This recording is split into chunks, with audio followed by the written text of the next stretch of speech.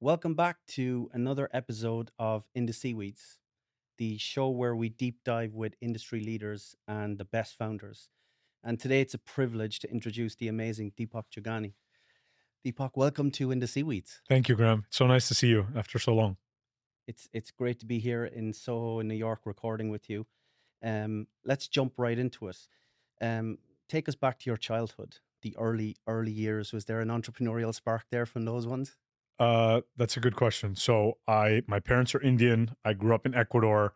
I was born in Africa, in Kenya. When you grow up in Latin America or even in India in emerging markets, I think a lot of the people that are successful are business owners. So it was almost like a default where you assume, hey, if you're ambitious, you're going to try to start your own business. So ever since I was young, always trying to understand what different family businesses that we knew, whether it was a small landscaping business around or an import export business. And obviously my father started a logistics business. That's how we ended up in Ecuador. So I was always excited about the possibility of being an entrepreneur, right? Since very young. Awesome. Very, very cool. And, when you look at your early career before Nuvo, when you were working in the finance industry, kind of looking back now, were there kind of career highlights or were there kind of positive formative habits that you had? Was it, because that journey also looked quite interesting. Definitely. I would say that I was very fortunate to find an opportunity to get a job as an investment banking analyst at Bank of America Merrill Lynch here in New York. And I didn't go to an Ivy League school, and that was kind of considered an Ivy League job. So it was kind of a big deal for me. I saw it as an opportunity to play in the big league, so to speak, for the first time, even though everyone today makes fun of everyone doing investment banking and consulting. It was actually very exciting for me. I was really into the movie of Yeah. being on Wall Street and trying to learn from doing these big deals.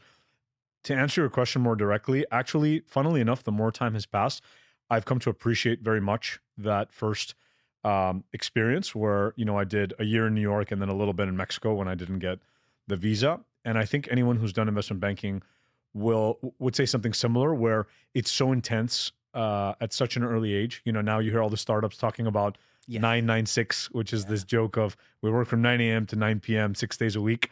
And I think someone was joking on Twitter with me just yesterday that would have been your best week of the year in investment banking, right? You would come in at 9:30, you would stay till 2 a.m. every day, 7 days a week. And I don't think anyone is proud of that looking back if you really went through it, being sleep deprived and not working at your best. But I will say that the reason you would work all these long hours is because there was so much you had to get done with such an intense attention to detail. Yes. And at the age of 21, when I started, I was already having to send emails and pitch decks to CEOs of multi-billion-dollar companies. And so you develop this muscle of quadruple checking everything, maybe to a point that's OCD and is not healthy. But to this day, I think that it instills this very intense work ethic Yes. and this ability to be around people that do things much bigger than you at a very young age, and gives you the ability to think about what should I say, what should I not say, being in this room. And it just gave me a boost of confidence doing reasonably well in that environment. Although if anyone from my team is listening, they know I was like the most mediocre analyst from that whole class because I was so frustrated with some of the things we were asked to do and the deadlines that didn't make sense to me, right? But it was very formative. I'm very happy I did it. And I do think it still has an impact on me today. Yeah. So I guess it also helps kind of, looking at business from a very analytical point of view, Yes. as well as the kind of deep work ethic that you learn at such an early age. Yes. You're building financial models and pitch decks talking about this sector in retail and what's happening with, the energy sector. Or sometimes you would get hired. I was in the Latin America team, so you would get hired by a government to talk about how they're going to do an RFP for who's going to help build a part of infrastructure projects. Like I spent a lot of time in Mexico City. I still remember back then, 2014, everyone was trying to pitch on helping build pitch decks to do deals related to the Mexico City airport, which ended up getting canceled by the latest president after that. So it makes it very interesting. But I would also say, after having operated now as a founder for many years, it also doesn't let you understand what it's like to actually run a business. You think too much in spreadsheets and high level, and you don't get the nuances of what each business is about. You just know what they all look like on a spreadsheet and in FactSet or on Google, right? Yeah. So that's a good segue to exiting the financial world and getting kind of moving towards the startup and the technology world. So take us through kind of the end of the finance world and landing in YC.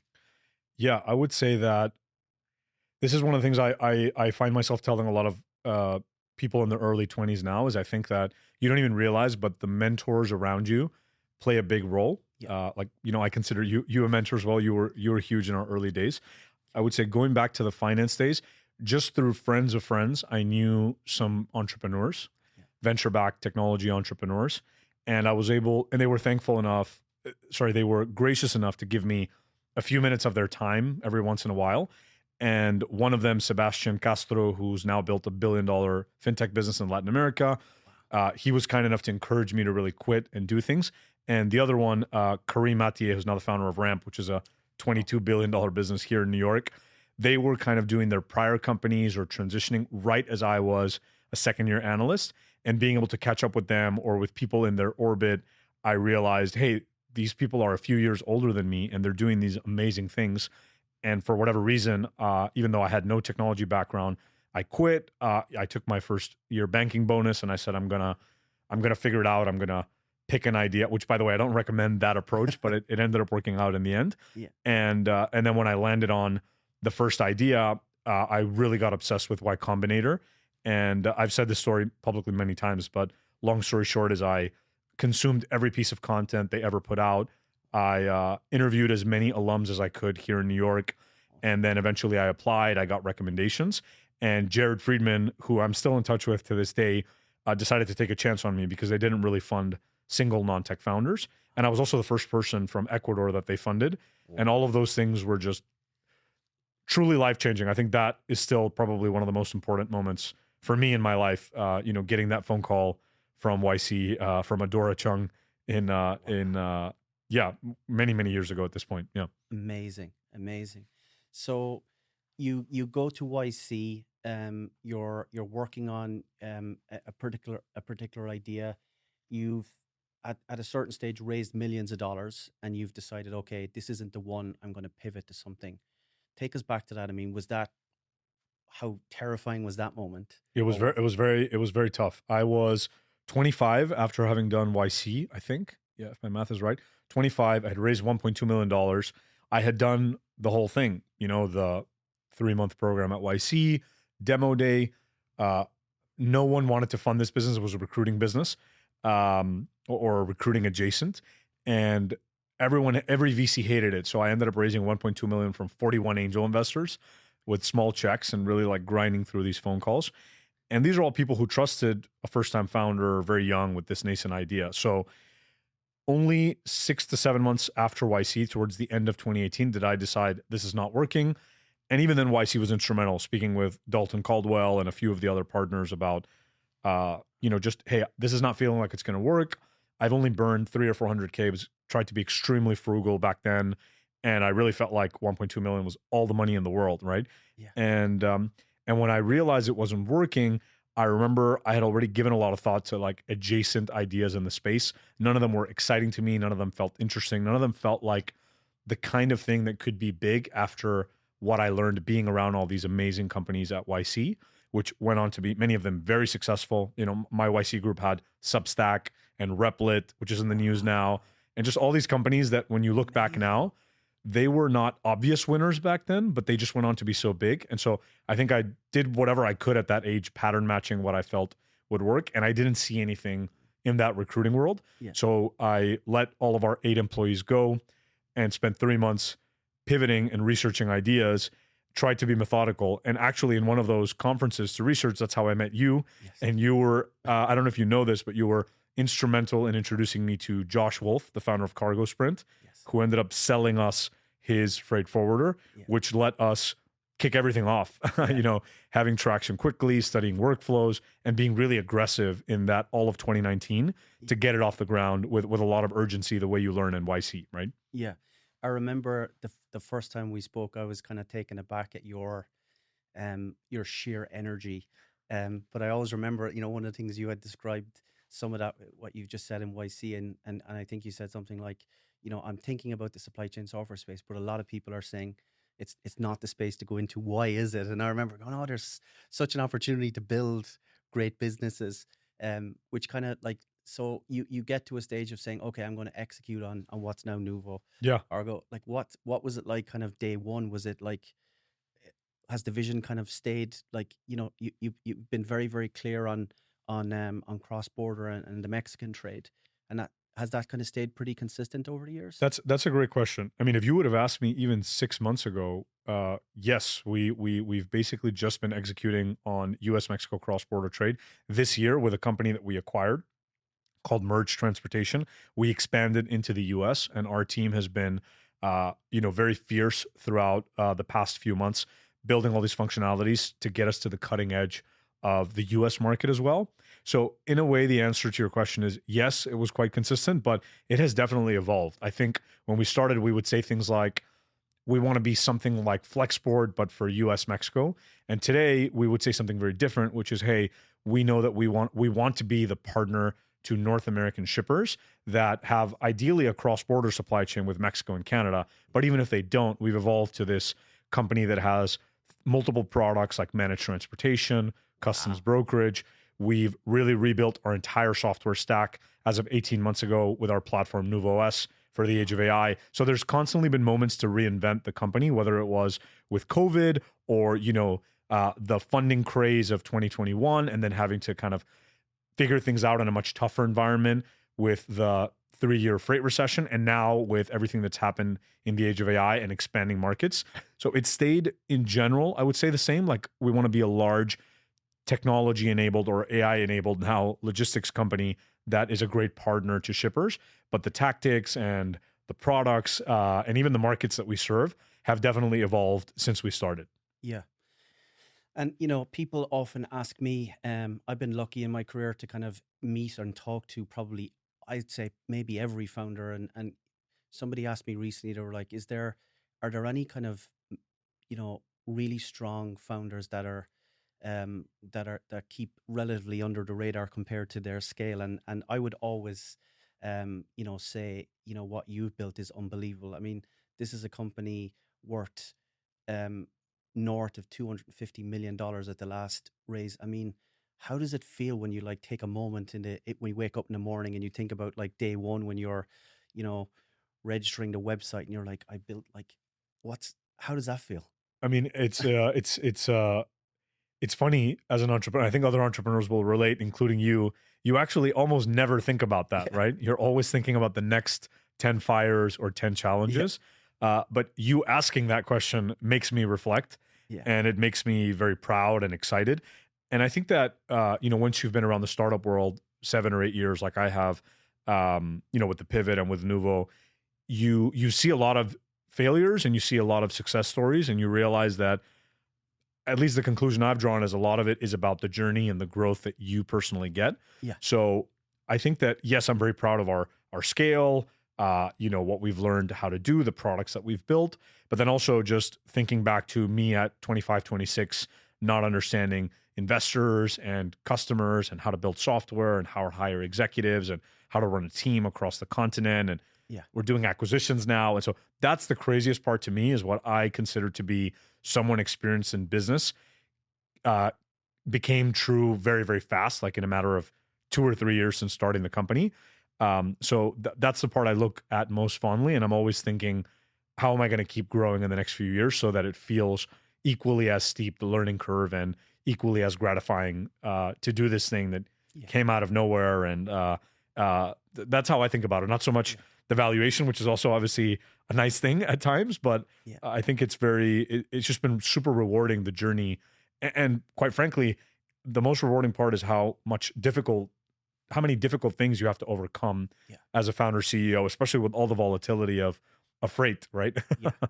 Totally. I mean, that's something. I was listening to a podcast recently with the CEO of Clear, and she talked about this episode where she was trying to raise money, and the investor said like, "Why should you be the CEO?" And she said, "Because I am a fucking animal." But like, I think a lot of people don't realize like people will read your posts, or they look at the valuation, or they look at the size of the company, but um I don't think a lot of people realize just again like how much of a roller coaster it is when you're living it. It's it's pretty steep curves, right?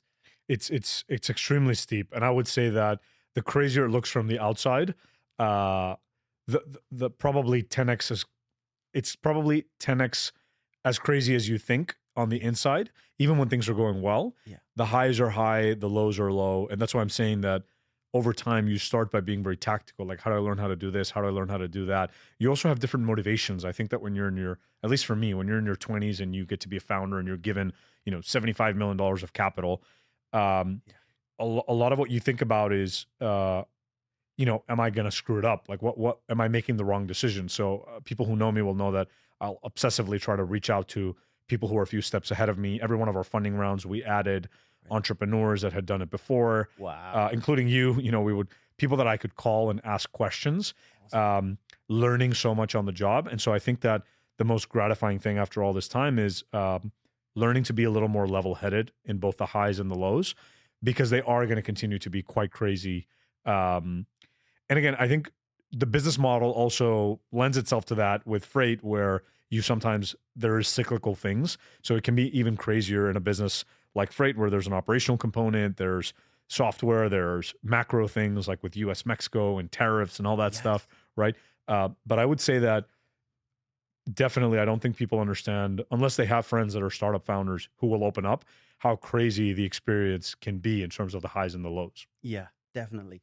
And we're living through particularly extraordinary times in lots of ways, but in our world, like the software world, let's say, AI is just moving at a pace that we haven't seen before. And um, like you mentioned earlier, you've got these 996 startups, you've got younger people coming through, you've got the promise of engineering being 90% automated by the end of the year, maybe. Who knows? I wouldn't say so, but if you think about that and you think about, you've got a really interesting perspective, because a lot of people that have built software supply chain companies come from the industry, or they come from the software world. If you had a message for young founders that were looking to build a software company in the supply chain space, um, would you say like there is because I think the narrative used to be, hey, these people are still using fax machines, you just write some code and you'll have a unicorn. Like there is like very very intricate difficulties in every step of the supply chain. Yeah, I mean, oof, I could do a whole 1 hour just on that from everything I've learned. So the first thing I'll say is I used to always show up and say, I'm not an industry expert. I've barely been in the industry, but when you do a startup for more than 6 years in the Oh, you're an space, expert. you become somewhat of an expert. I don't know if I am a full expert yet. Um, and so I'll say a couple things that might be interesting. First of all, it is very interesting when you have been in Silicon Valley or in the software world, the cycles that happen of excitement, right? Yeah. So already in 6 years, there was huge excitement the first 2 or 3 years we started, Yeah. with everything under the sun getting funded. And then you had 2 years of everyone hating anything that had Yeah. logistics, operational, or service component. Mhm. People were like, pure software is the thing that matters. You had Convoy blow up. You had all these different freight tech companies that didn't work out. You had all this news about different companies that were just not doing well because they were burning too much money and hiring too many people.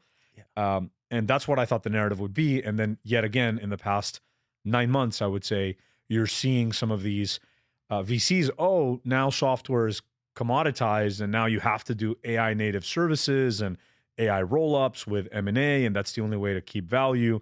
And then you're seeing again a resurgence and excitement in companies applying AI in freight. Like, I'm angel invested in a few of them. I'm seeing the YC batches. There's companies raising money from the best investors in freight. Again, there's companies like Happy Robot and Fleetworks and all these companies that are proving that this is an industry where you can find ways to take what AI and software can do and create acceleration. And one anecdote that you might find interesting is, 6 years going to these freight conferences every year, it was a little bit like, oh, these startups, it's all BS. Like, what are they doing? Like, it's all about relationships. And then this year at Manifest in January, I remember being shocked by how every single person who used to say that to me was freaking out about AI because they could see how it's going to actually disrupt their business, and they were bragging about what AI startup are you working with?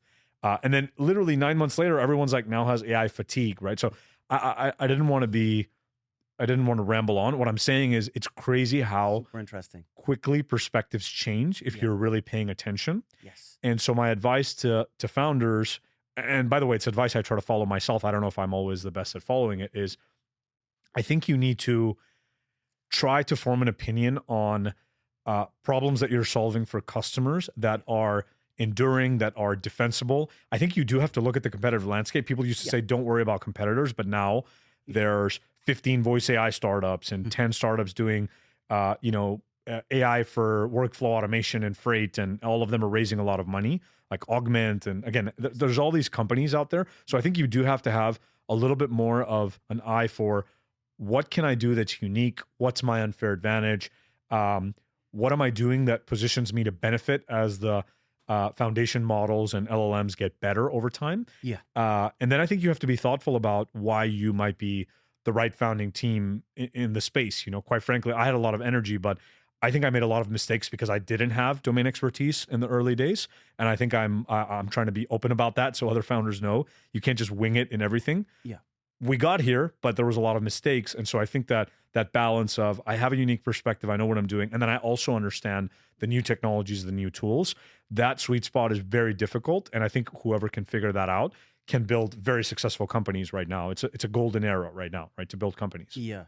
It is super interesting. And with AI, I mean, I don't think we've never seen a technology evolves so quickly. Like, it reminds me of, iOS 26 came out and there'll be updates incrementally over the course of the year, but it's an annual event. This feels like one of those every month. Honestly, we feel like it's every couple weeks or every week with all these startups that we get pitched by, we deploy, we're building on the tools ourselves. I am, especially in the past 4 weeks, I don't know what's going on, but I feel like I'm inundated with funding rounds and startups releasing new things. And yes. And so I really do think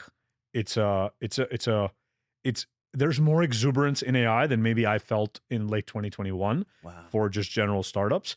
But then if you're not in AI and you don't have a good story, it's not a great time either. But in that segment, people are extremely excited and exuberant, right? Yeah. And going back to that 2021, 2020 era, the COVID times, kind of a two-part question.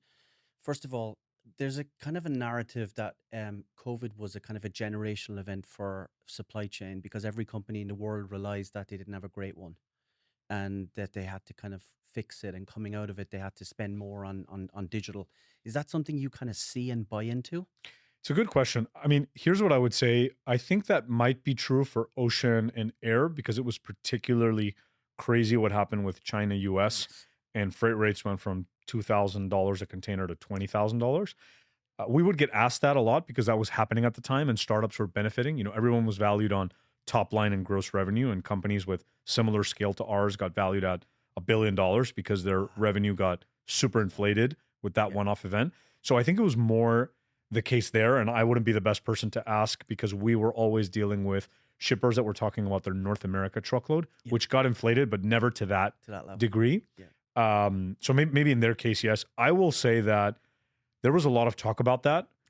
I didn't feel it like I felt it this year with AI. I feel much more excitement and aperture, and even shippers who never wanted to talk about software texting us with questions. Some of them don't even make sense. They're just like, what are you doing with AI? Because I need to like talk about this and tell my boss about it. And I never felt that in 2022.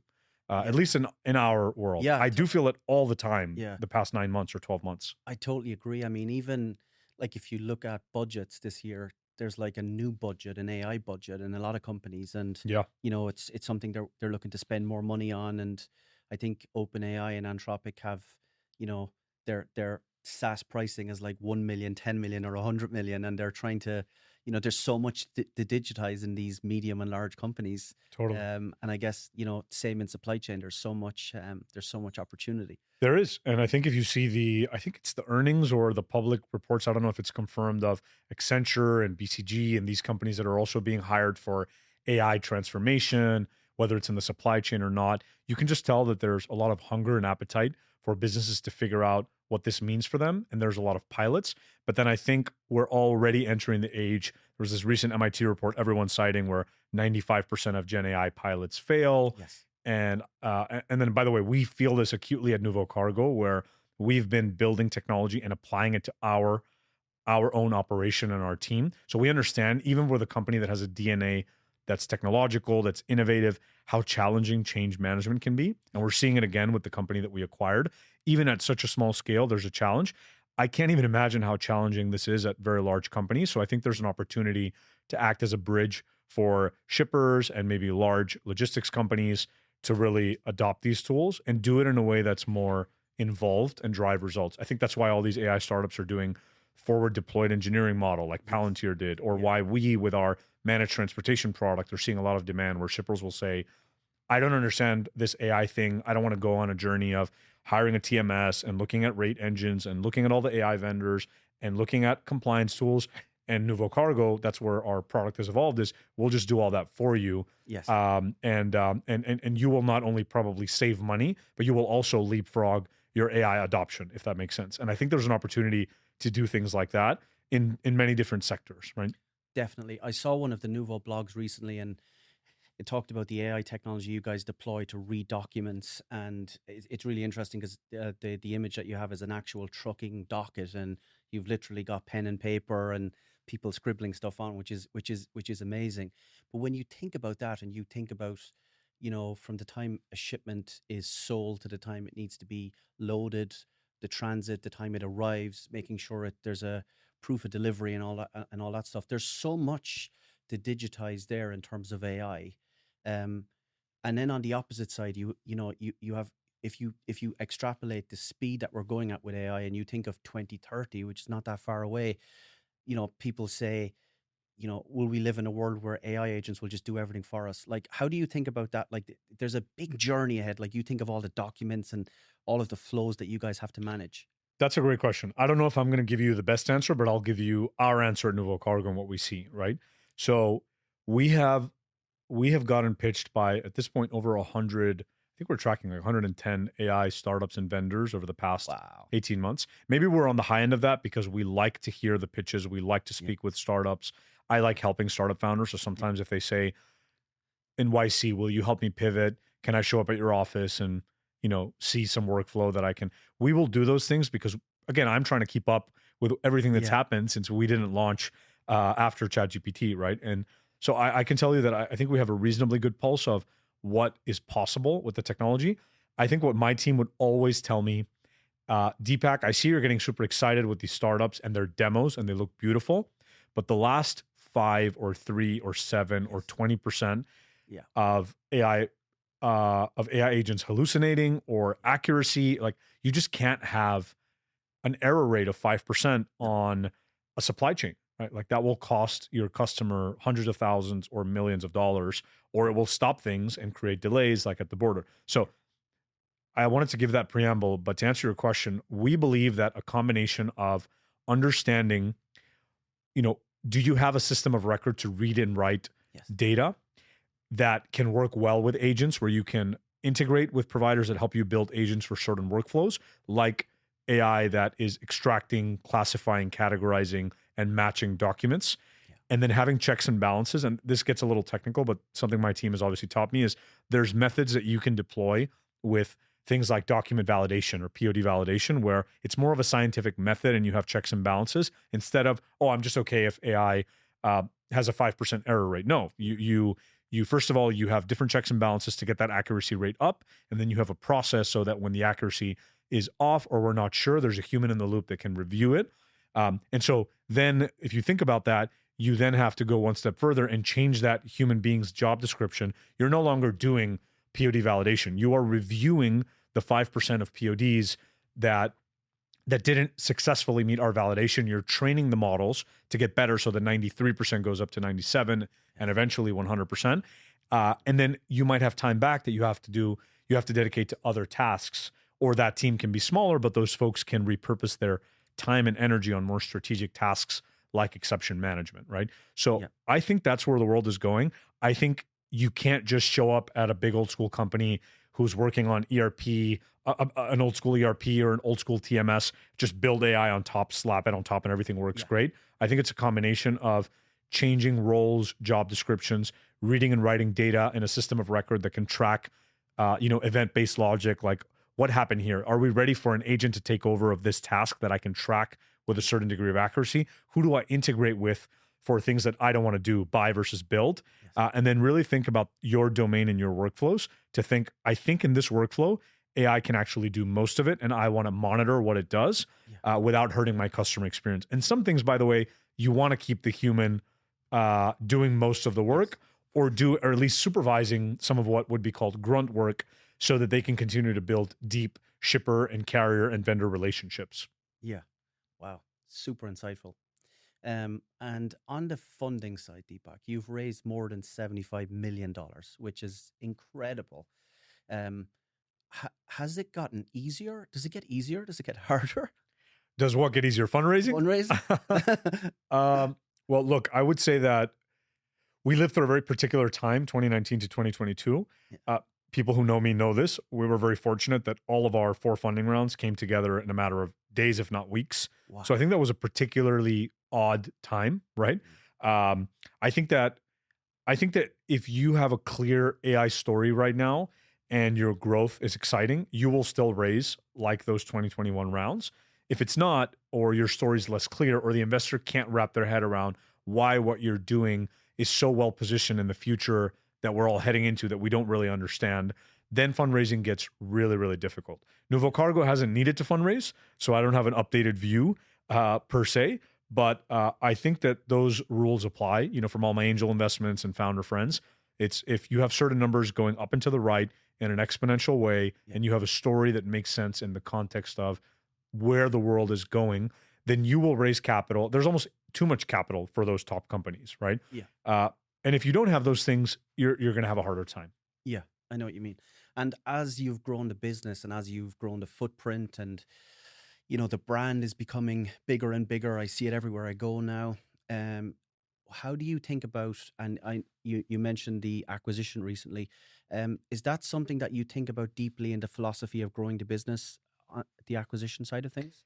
Yeah, that's a great question and a timely one. This is something that is maybe about a year old, and I don't know who your listeners are, but if there's people that are running freight brokerages that want to sell, that they can't make sense of what's going to happen with AI, but they have great shipper relationships, great carrier relationships, we will always look at opportunistic acquisitions.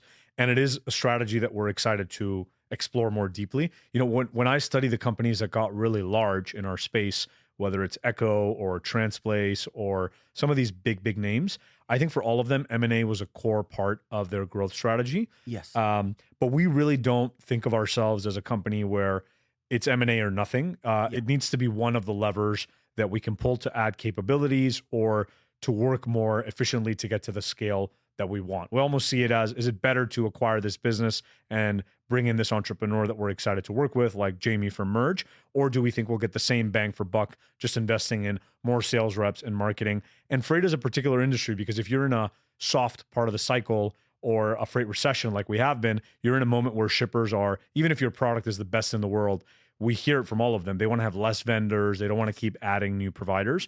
And so in a moment like that, M&A became an interesting strategy for us. But, if, the Fed just cut rates yesterday and, there's a possibility that things start ripping again and capacity gets tight, it might just make more sense to grow organically. But we will always look at that. I have an M&A background, a private equity background. And so it's hard for me not to consider that approach. And, we're quite ambitious. If there's an opportunity to do that, to get much, much bigger than we are today, we will always consider that. And we've noticed that freight entrepreneurs that don't know how to navigate what's coming with AI, they're very excited to explore selling to a company like us versus selling to like a private equity firm that doesn't know how to operate these businesses and won't give them credit for synergies and strategy. And then also, just like technology companies or VC funded companies, sometimes to your point, they know AI really well, but they're back where I was in 2020, where we're learning a lot about the space and maybe don't understand it as well, to have the insights of this is where we're going to get real leverage from AI. And this is kind of a goose chase that's going to take you a year to realize you shouldn't have automated it. You should have kept the humans in the loop. And I think we have a lot of insights that make us a very interesting acquirer for companies that are good businesses, but they don't know what to do with this future of AI. And we found there's a lot of those. Yeah, definitely. And when you look back and think about, the growth trajectory of Nuvo over the years, it's been up and to the right. And you think thinking back to the early days when you're a scrappy founder and you're kind of doing everything, and then you get to a stage where you're just like an elastic band that breaks. Um, and and take us through that to where you are now, where you've built this amazing team around you. Like, Yeah. what was it like at the where you were like trying to do too much, and what's the process Yeah. like? Because it's not an easy process to get a great team around you. It's very difficult. It's very difficult. It never ends. I think any entrepreneur will tell you that. I think most people say the best entrepreneurs have like a 50% success rate with executive hires. Yeah. I think we've done a little bit better than that, but not by a lot because it is quite difficult. And executive hiring is this very unnatural thing where you bring someone who's amazing in a certain context, in a certain company, in a certain culture, and you try to almost like transplant them into yours Yes. at a different time with different challenges, with different people, with a different vision. So I've just learned to appreciate how complex it is to have successful executive hiring. And really, as a founder, if you're trying to grow something big with multiple products and build this multi-hundred or multi-hundred million or multi-billion dollar business, you need to lean on a great team, right? And Yes. so I would say that I don't know if I've done an amazing job. Some people and peers they believe we've done a really great job of hiring execs, and they see that I've tried to move towards a world where the job itself allows me to do what I do best and really put very strong people in the disciplines that the company needs, but that I'm not good at, like operations. I don't think I'm a very great ops leader, but we've always been able to hire people who were great in ops in a particular point in time at a company that we respected. So I think it's been an ongoing trial and error journey of hiring, thinking of different org charts, thinking of different incentives. It's also crazy because it's a journey for you as CEO, Yes. where there's times where maybe you were too soft because you wanted to be liked by everyone. Then you become tough because you're stubborn on your vision, but you might pull that cart too far and then people quit. And so I think it's a very interesting journey that you have to go through to understand. It's very difficult to explain it on a podcast, but it is Yeah. quite difficult. And honestly, I still don't know if I'm still doing too much. I still help close our biggest deals. I still Wow. try to get super involved in very specific things to set an example when we're launching a new product. Or I'll still every 3 months ask our team to help me shadow every screen of every workflow, because I want to understand, are we gaining leverage? Are we thinking about the right things? Wow. And I think now that's popular with Brian Chesky's founder mode thing. Yeah. I always felt like an idiot for getting so involved in the weeds, That's awesome. despite having a great exec team. But I think I've learned to find my style, which is I want great executives that compliment me in the things I'm not good at. Yeah. And then I want them to like when I want to get super in the weeds on something, because I need to understand the nuance and the details. And I think if you do it right, the team loves it. They love to see like, wow, Deepak is parachuting in on this like Amazing. super granular thing. Gives everybody energy. Yeah, that I've never seen a CEO do in my other companies. I love that. And they give me those comments, but that can backfire. It's a very specific balance, it's a tightrope. right? It's a tightrope. But yeah, I'm quite intense in that sense. And so when Brian put out that founder mode talk, it really resonated with me, because I'm like, oh, maybe I'm not a complete idiot, because that's been That's my awesome. style a little bit, right? So bring us through. It's so interesting to hear like that the CEO of such a big company is still involved in like, it's amazing and inspirational. Take us through a typical day. What's a typical day in your life? Wow, that's a good question. And this is where, when you said, are you doing too much? I still sometimes wonder if I am, because we've gotten to this point. I think Keith Raboy calls it like barrels versus ammunition, like people who can do many different things. I think founders are canonically barrels. They need to be able to, in a day, hop on a call to talk about, are we measuring the P&L of this business unit generating EBITDA successfully, and talking about that, and then zooming out and pitching a customer and demoing your software, to then talking with your board about stock option grants, and then talking with an M&A target, and then talking with a customer. You know what I mean? So I would say the versatility of my calendar is quite wild, in my opinion. And I think I've gotten good at the context switching. But what I've done, and these are small habits I learned. Actually, a big shout out. YC discontinued this program, but I did. We were selected for the YC Fall 2021 Growth Program, which was, we take the fastest growing YC companies at the time. we put 10 or 12 CEOs and we do YC again, but for growth stage, hiring executives, setting up your exec team. And there were some little hacks that they taught me there that we still do. So I'll give you one example. Every Monday, we have a running Google document where every exec will write, what are the 3 things you're trying to get done this week? Okay. And I can briefly skim that for my execs and leave comments. So obviously they know that I'm reviewing it, although sometimes I forget because we have so much going on. But it's an interestingly focusing exercise because it's like, what am I trying to get done this week? Yeah. And then I'm always asking myself, are those the things that I should be doing? Because I see my role as I should only be doing the things that I am uniquely empowered to do and that maybe other teammates or executives cannot, right? Yeah. And so it's a combination of knowing that I'm spending my time on things that I uniquely move the needle, but it's also a time to remember, are we doing the things that most move the needle and that I have said will be the things that get us to the stratosphere? Like I see my job as founder is making my team think about how do we 10x, how do we 100x, not incremental little things that it's easy to get your mind just operating every day. Yeah. So, when we wanted to launch managed trans, it would be weeks on end of I'm going to talk to the customers, I'm going to do the discovery, the 0 to 1 work. And then when I feel like we have something, we'll start handing off bits and pieces of it to our product team, to our sales team. Or right now, we are integrating Merge that we acquired. So a lot of it is we want updates, we want to track. I want to be in the Slack channels where the founder of Merge and our R&D team are collaborating. Like, is this a healthy dynamic? Is it working well? Do I step in to help? But I always try to bring it back to what are the 3 big things we need to get done, or, as a founder, you think very dramatically, or the company dies. I don't think we're at risk of dying. Maybe we are, who knows? But I think we're not really at risk of dying that much anymore. Of course. But you're always thinking about that. And then I want to make sure that I'm spending my time on things that I'm uniquely positioned to do. And then the last one I'll say, and I didn't care about this one for the first 4 years, you really start caring about this in years 5 and onwards, I think, at least for me.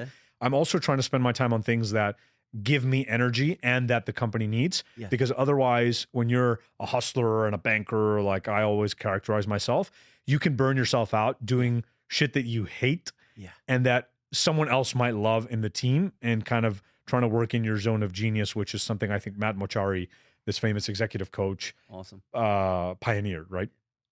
Very, very cool. And how do you find like work-life balance? Are you able to kind of get home at night and switch off and watch some TV? Do you have like a ritual on the weekends? Like, yeah, I don't think I'm great at this. I'm definitely not great at this. Like even last night, even if I have that routine that you just talked about, there's a deal we're negotiating that I can't talk about now, but we will announce soon. And there was a fire about that. So at 10 p.m., my plug down time, I had to get on the phone to help put down that fire. wow. Or there's an executive who we want to hire, and their company did this crazy counter offer before they left. So these are things that can't wait, right? And so you have to do them. Yeah. But I would say in general, I've tried to move, again, having done investment banking and beating your chest of like, I work 100-hour weeks, that's not sustainable, right? So I think I work in a very intense way, but I do it in sprints, and I try to structure my day in a way that, again, I think I can be most effective and show up to all these meetings with a lot of energy. The other interesting fact that I don't think people talk about is, as founder CEO, if you're in any meeting, you are a very important participant of that meeting, or you shouldn't be in that meeting. Yes. So you can't coast like I would at a big company, show up, be quiet, someone else does things. So I optimize to have a lot of energy in the meetings I'm in. And for that, I need to have tried to sleep well. I'm not doing a great job of that this year. I always slept well. This year, not so much. So that's one thing I'm trying to fix. Or after 8 or 9 p.m., my wife is my secret weapon in everything in my life. She helps me really unplug and watch something stupid on Netflix. Brilliant. Otherwise, my default is to watch a great podcast like this one, and then I'm not really unplugging. I'm thinking about work. So I have my rituals, but I will say the life of a venture-backed entrepreneur is not one where you can just unplug when you want. But often you can unplug at certain times if you've set things up the right way and you have a strong team around you. And I think you need that, or you will burn out, so that you can jump in when it's needed, which again happens to me a couple times per week still, right? Definitely. And we can't let you go without talking about tariffs a little bit.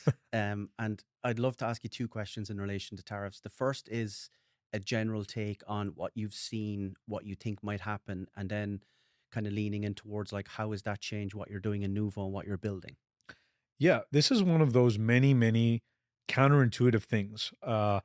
where I think people see the tariffs and they assume it's a nightmare for us or something like that. And to be honest with you, tariffs have been in some ways a tailwind for Nuvocargo because for two reasons. Amazing. Number one, the tariffs and the entire rhetoric of this administration are really targeted at reducing dependency on China, right? Yes. And being more pro North America. So Yes. we've been very blessed. This was part of my whole, this is why I'm pivoting to this business that has become true in ways I couldn't expect.